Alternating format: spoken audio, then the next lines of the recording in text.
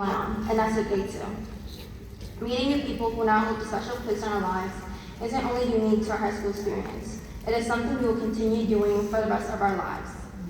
In the end, you will still forget the stranger you thought someone was in the beginning. So while I take a moment to thank some people in my life who are definitely not strangers, I encourage you to take this opportunity to thank those who have helped you throughout your journey so far. I would like to thank my mom, my dad, my senior sisters, Nathana and Magdalene, my close friends, teachers, advisor, counselor, and everyone else who has supported me over the past 4 years. I will never be able to express into words how much the support I have received means to me. I wouldn't be the passionate and hardworking person I am today without the example set by my parents. As a first-generation student who didn't believe in herself, it is inspiring to have people in my life who truly believe in me. I will continue to push against the systemic barriers that are constantly being created to keep me and other students down. I am confident that we are all destined to achieve success. As I end the speech off, I call on you to stand in solidarity with your friends, families, neighbors, teachers, and even strangers, because they too are human, just like you. And whether we are strangers or already friends, we are all members of a shared community waiting to get to know one another. Thank you and congratulations to the class of 2025.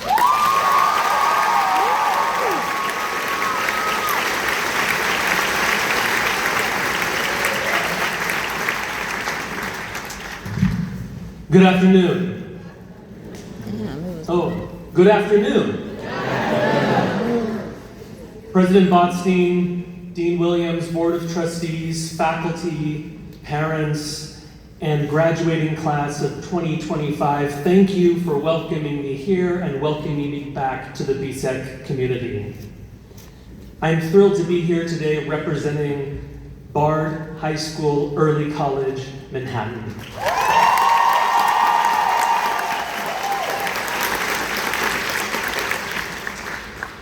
Although I have only known you for a few months, Manhattan students, thank you for your warmth, your kindness, your generosity, and the infectious love that you bring into our campus.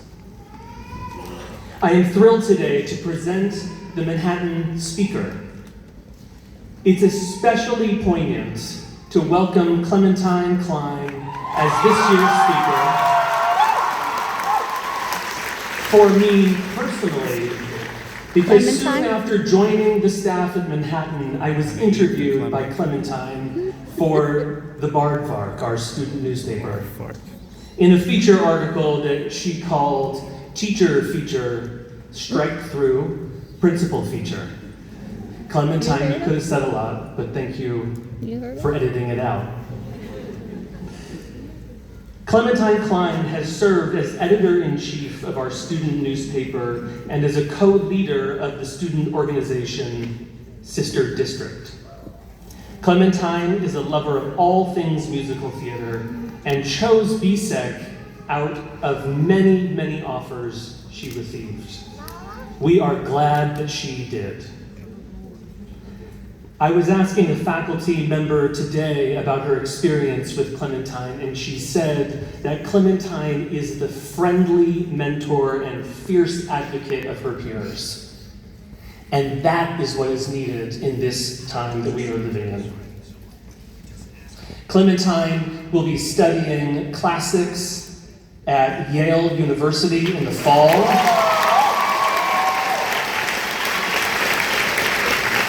She will continue her advocacy and mentorship, and most importantly and notably, her effervescence will absolutely carry her wherever she goes.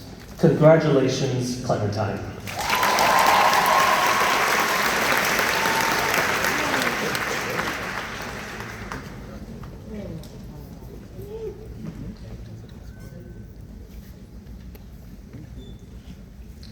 A little over 4 years ago, in lieu of an in-person interview, the class of 2025 filmed video applications for Bard at home. I remember recording my video over and over until I thought it was perfect, as if my life depended on it.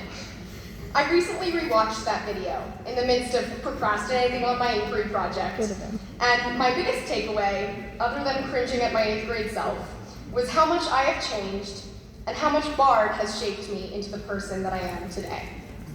I'd like to return to that video now to reflect on what I think makes Bard so special.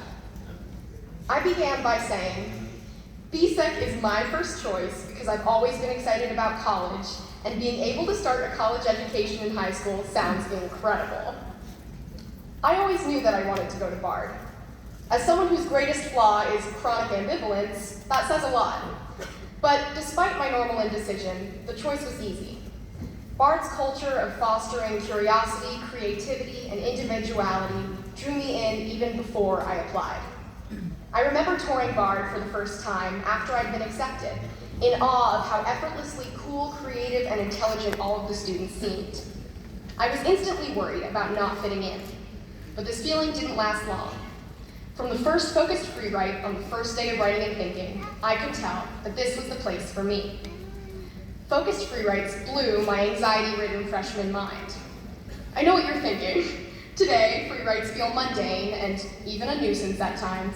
But as a freshman, their stream of consciousness style allowed me to explore knowledge without getting in my own head for the first time.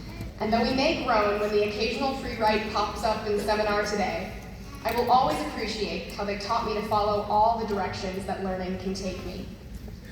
I had a similar epiphany when I began the college program. I will never forget sitting in my first ever elective when a year two corrected my professor that no, Vladimir Nabokov had never won a Nobel Prize, though he had been nominated 8 times.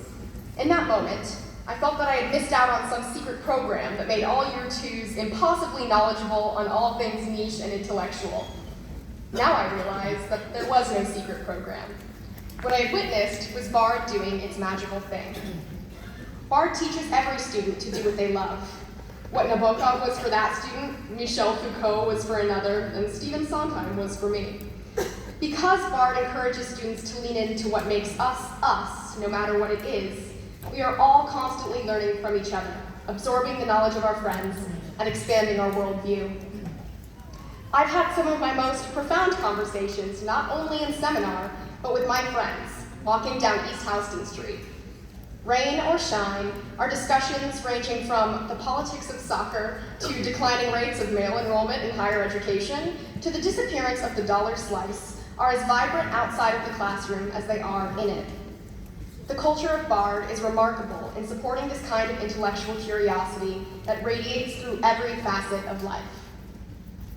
Playing the next few seconds of that video, I hear myself say, I also think that a great teacher can change someone's life, which is why it's so cool to me that college professors teach all the classes. When giving tours to prospective students and their families, the question I'm asked most often is, what is your favorite thing about Bard? And my answer is the same every time, the teachers. Bard has granted us the gift of learning from people who are experts in their fields and truly love what they do, which is exceedingly apparent in the classroom. It takes a truly great teacher to get me to look forward to Calc 2 or Biology of Cancer each day, as I am the furthest thing from a STEM student, but somehow they have managed to do the impossible. In our yearbook, the superlative most likely to come back to Bard as a teacher is one that I would have held with pride. I would return to Bard in an instant. There's nowhere else I would have rather spent the last 4 years, and there's nowhere else that could have made me the person that I am today. If my first high school class was an intro to Latin with Dr. Clark, I likely wouldn't be planning to study classics in college. If I hadn't taken Borges and modern Latin American literature with Dean Hendricks, my favorite author wouldn't be Roberto Bolaño. If I didn't fill my senior year with classes from Dr. Maisie, I wouldn't have my sights set on law school. And if I hadn't supplemented those courses with Professor Gabez, I wouldn't feel confident that I could simultaneously pursue law and theater. If I hadn't cried to Dr. Churoff about my essay on Darwin's The Descent of Man, my life probably wouldn't be that different. But what matters is that the supportive environment Bard has created let me feel comfortable enough to let it all out. I moved into the end of my 2021 video by saying, the COVID-19 pandemic has affected me as a person and as a student by having me not take for granted the community aspect of school. The culture of Bard's community is something that I've worked to support in my time here. When we were freshmen, a year or two wrote an article about how Bard's culture would graduate with her class. I was determined to prove her wrong, and after taking over the Bard Bark, attending many a Dean's Hour and Culture Day, and always standing up for what makes Bard Bard, I can confidently say that Bard's welcoming, diverse, and vibrant community still stands. And this community is not one that I confidently feel ready to leave. Not because it has failed in preparing me for college, that it has more than exceeded in, but because it's hard to picture my life without 525 East Houston Street in it, a place that I have come to love so much. I recently interviewed our new principal, Dr. Pugh, for the Bard Bark, and he perfectly diagnosed what I've been feeling these past few months, and what I'm sure many of us are experiencing now, as a kind of gleeful sorrow. Sure enough, I've giggled and teared up more than once while writing this speech. Bard has prepared us to move on to our own exciting endeavors, but it'll always hold an indelible place in our hearts. In the past few months, I have often remarked to people that I wish I could stay in high school for a few more years.